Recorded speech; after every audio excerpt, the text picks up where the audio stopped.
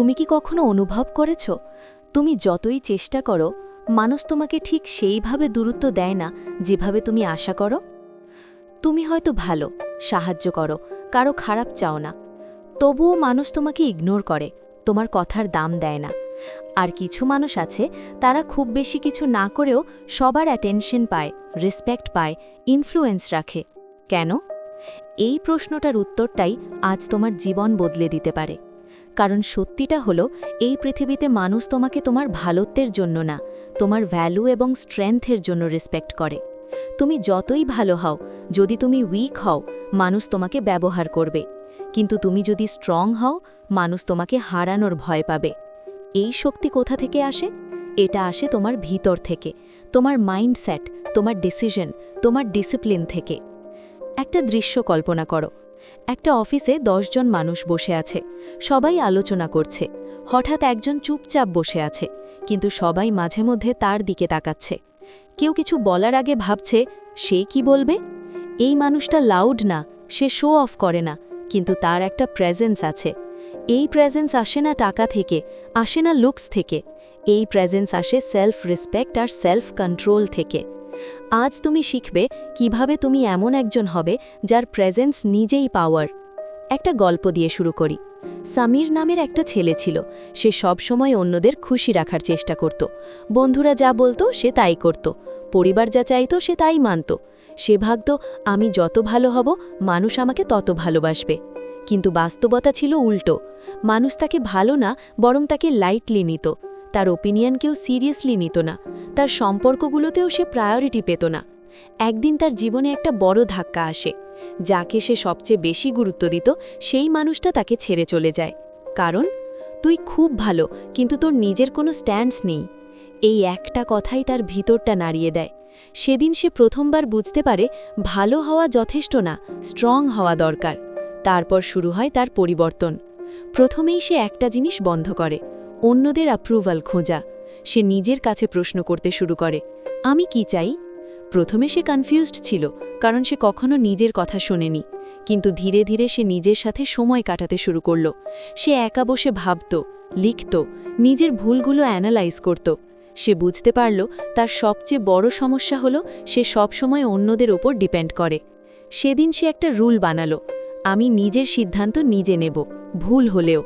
প্রথম দিকে সবকিছু খারাপ গেল। সে ভুল করল, লোকে হাসল, অনেকে তাকে ক্রিটিসাইজ করল। কিন্তু একটা জিনিস ধীরে ধীরে বদলাতে শুরু করল। সে আর ভেঙে পড়ছিল না, কারণ এবার সে নিজের পাশে ছিল। সে নিজের স্কিল ডেভেলপ করতে শুরু করল। সে নতুন কিছু শিখল, নিজের কাজের উপর ফোকাস করল।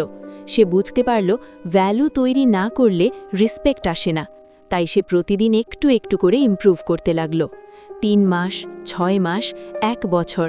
একদিন সে খেয়াল করল, মানুষ তার সাথে আগের মতো বিহেভ করছে না। এখন তারা তার ওপিনিয়ন জানতে চায়। এখন তারা তার সময়কে রেসপেক্ট করে। এখন তারা তাকে হারাতে ভয় পায়। কি বদলেছিল? সে নিজেকে বদলেছিল।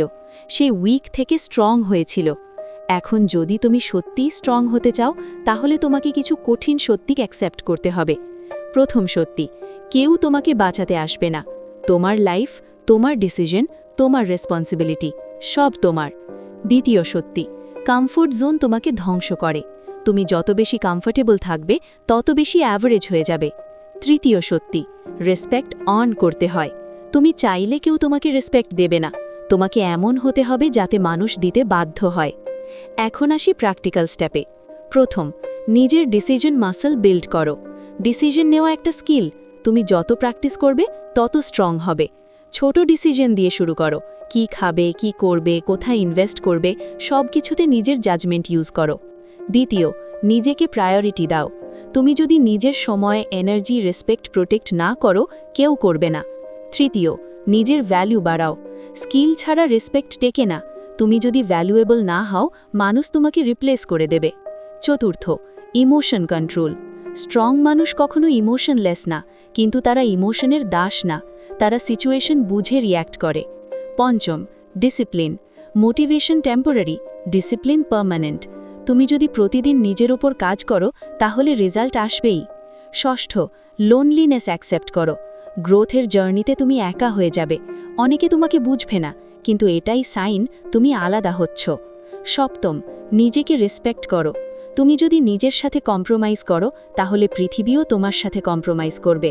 শেষে একটা পাওয়ারফুল কথা, যেদিন তুমি নিজের উপর ডিপেন্ড করা শিখে যাবে সেদিন থেকে মানুষ তোমার উপর ডিপেন্ড করা শুরু করবে। এটাই পাওয়ার। তাই আজ থেকে নিজেকে বদলাও, নিজের জন্য দাঁড়াও, নিজের ভ্যালু বাড়াও। একদিন তুমি নিজেই দেখবে মানুষ তোমার ছাড়া সিদ্ধান্ত নিতে ভয় পাচ্ছে। যদি তুমি সত্যিই নিজের লাইফ চেঞ্জ করতে চাও তাহলে এই কথাগুলো শুধু শুনে যেও না, অ্যাপ্লাই করো। লাইক, শেয়ার আর সাবস্ক্রাইব করতে ভুলবে না, কারণ এখানে আমরা শুধু মোটিভেশন না, ট্রান্সফরমেশন তৈরি করি।